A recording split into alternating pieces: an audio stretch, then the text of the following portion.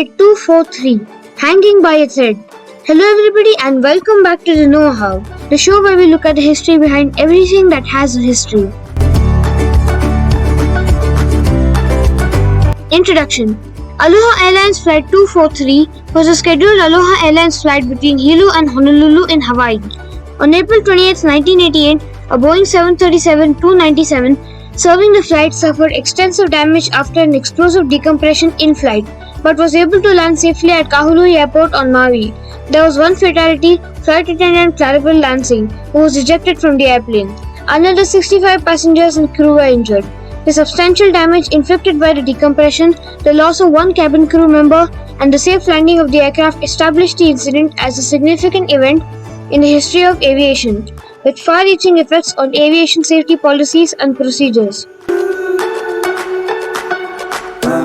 Incident.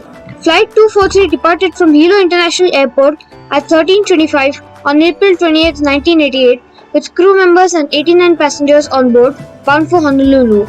After the routine takeoff and ascent, the aircraft had reached its normal flight altitude of 24,000 feet when at around 13:48, about 23 nautical miles south-southeast of Kahului on the island of Maui, a small section of the left side of the roof ruptured with a whooshing sound.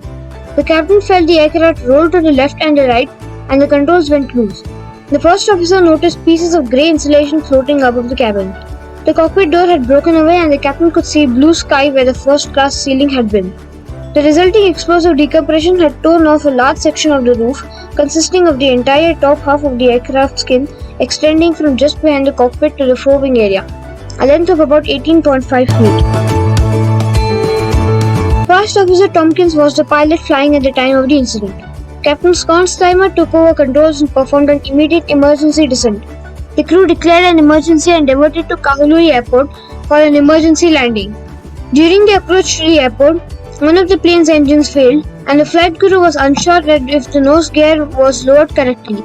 Nevertheless, they were able to land normally on runway 2 13 minutes after the incident. Upon landing, the aircraft's emergency evacuation slides were deployed, and passengers quickly evacuated from the aircraft. A total of 65 people were reported injured, 8 of them with serious injuries.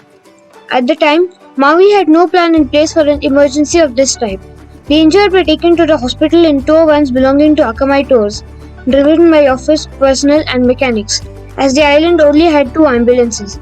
Air traffic control radioed Akamai and requested as many of the 15 passenger vans as they could spare to go to the airport to transport the injured. The aircraft was written off. Aftermath. The aircraft was damaged beyond repair and was dismantled on site. Additional damage to the airplane included damaged and dented horizontal stabilizers, both of which had been struck by flying debris. Some of the metal debris had also struck the aircraft's vertical stabilizer, causing slight damage. The leading edges of both wings and both engine cowlings had also sustained damage. The piece of the fuselage blown off the aircraft was never found.